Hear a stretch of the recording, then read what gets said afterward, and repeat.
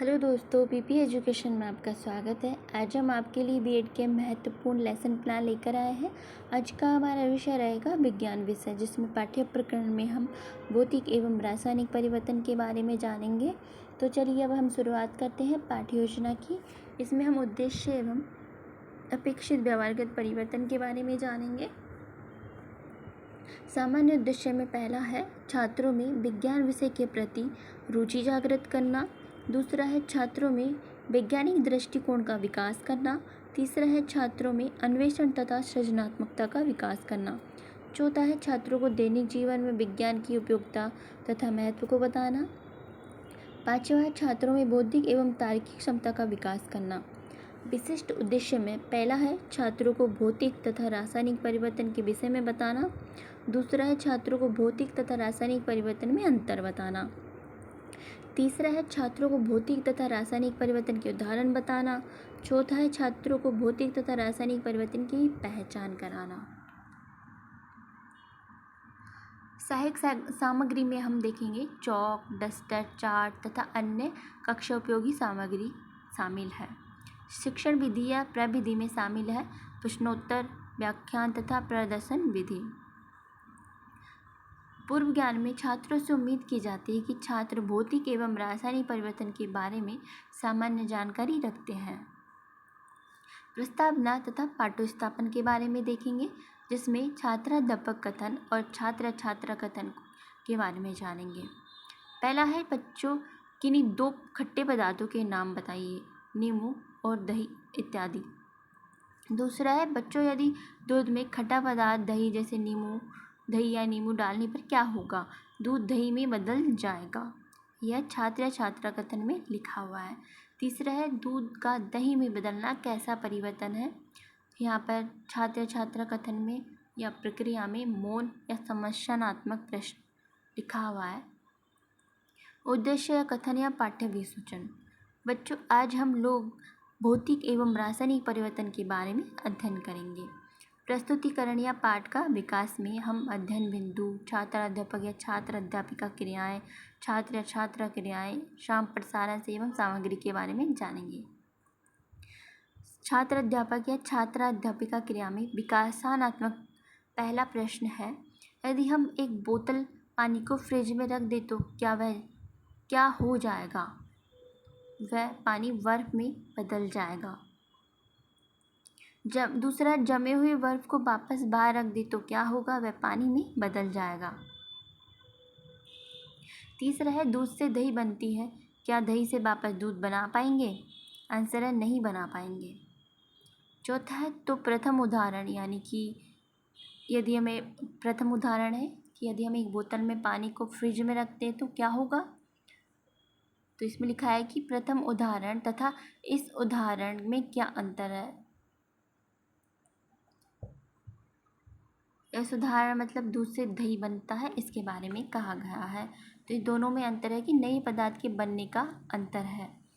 पांचवा है तो पानी से बर्फ कैसा परिवर्तन है? यह समस्यात्मक दर्शाया गया है। भौतिक परिवर्तन छात्राध्यापक कथन में स्पष्टीकरण है। जैसा कि आपने देखा कि प्रथम परिवर्तन यानी पानी से बर्फ में कोई नया पदार्थ नहीं बना, परिवर्तनकारी कारक फ्रिज को हटा लेने के बाद वस्तु पुनः अपनी पूर्व अवस्था में आ जाती है, अतः यह भौतिक परिवर्तन है। परिभाषा में भौतिक परिवर्तन में पदार्थ का रूप बदल जाता है परंतु कोई नया पदार्थ नहीं बनता। भौतिक परिवर्तन के बाद सामान्यतः पदार्थ की पूर्व स्थिति प्राप्त की जा सकती है। छात्र या छात्रा क्रिया में छात्र ध्यानपूर्वक सुनेंगे तथा देखेंगे। यहाँ श्यामपट पर दर्शाया जाएगा प्रकरण में भौतिक एवं रासायनिक परिवर्तन क्या है, जिसमें भौतिक परिवर्तन ऐसे परिवर्तन जिसमें पदार्थ का रूप बदल जाता है परंतु कोई नया पदार्थ नहीं बनता, भौतिक परिवर्तन कहलाता है। जिसके उदाहरण है पहला रबर बैंड का खींचना, दूसरा शक्कर का शरबत बनाना।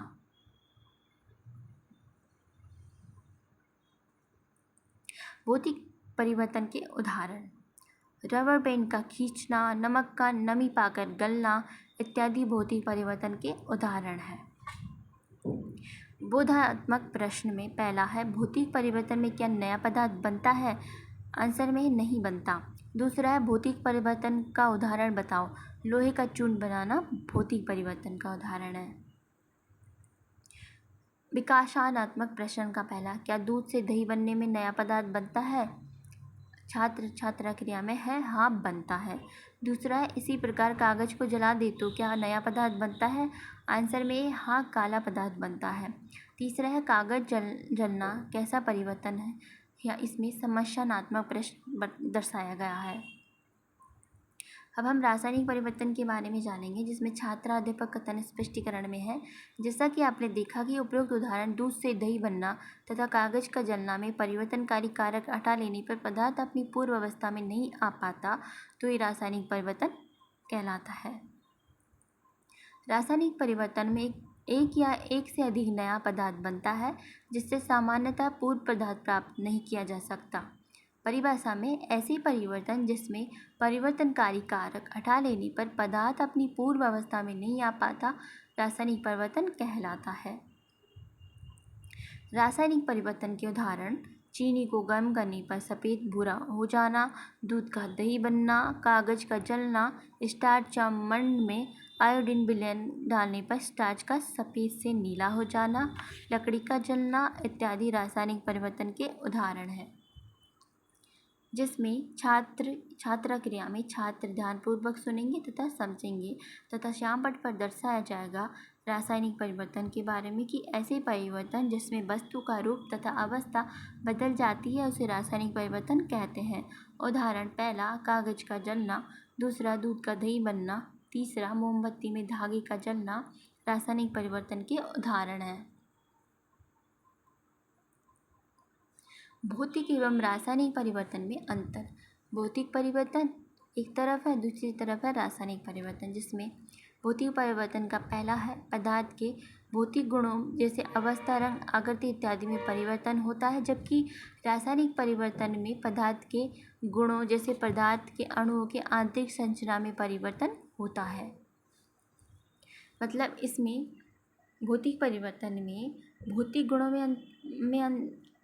भौतिक गुणों जैसे अवस्था, रंग, आकृति इत्यादि बदल जाएगी, और इसमें रासायनिक परिवर्तन में क्या होगा, अणु जैसे आंतरिक संरचना ही बदल जाएगी, अणु की आंतरिक संरचना ही बदल जाएगी। दूसरा है भौतिक परिवर्तन में नए पदार्थ नहीं बनते, जबकि रासायनिक परिवर्तन में नए पदार्थ बनते हैं। तीसरा है भौतिक परिवर्तन अस्थायी होता है, जबकि रासायनिक परिवर्तन स्थायी होता है, क्योंकि इसमें पदार्थ बनने के बाद अपनी पूर्व अवस्था में नहीं लौट सकता वापस। इसमें श्यामपट्ट पर दर्शाया जाएगा भौतिक एवं रासायनिक परिवर्तन में अंतर को, जिसमें पहला है भौतिक परिवर्तन में अवस्था बदलती है लेकिन नया पदार्थ नहीं बनता, जबकि रासायनिक परिवर्तन में नया पदार्थ बनता है। अध्ययन बिंदु में कि भौतिक एवं रासायनिक परिवर्तन के अन्य उदाहरण। छात्राध्यापक या छात्राध्यापिका क्रिया में है भौतिक परिवर्तन का पहला पानी का उबलना या पानी का वाष्पीकरण, दूसरा है कुल्फी का पिघलना या पिघलना, तीसरा है लकड़ी का फाटना या काटना। रासायनिक परिवर्तन में पहला है लकड़ी का जलना या दहन, दूसरा है कील पर जंग लगना या जंग लगना, तीसरा है फल का सड़ना या सड़ना। पुनरावृत्ति एवं मूल्यांकन प्रश्न में पहला है भौतिक परिवर्तन को परिभाषित कीजिए, दूसरा है मोमबत्ती का जलना कैसा परिवर्तन है और क्यों है, तीसरा है रासायनिक परिवर्तन की परिभाषा लिखिए। गृह कार्य में पहला प्रश्न है रासायनिक परिवर्तन के 4 उदाहरण लिखिए, दूसरा है भौतिक व रासायनिक परिवर्तन के 2 अंतर लिखिए। तो ये आज का हमारा छोटा सा टॉपिक था।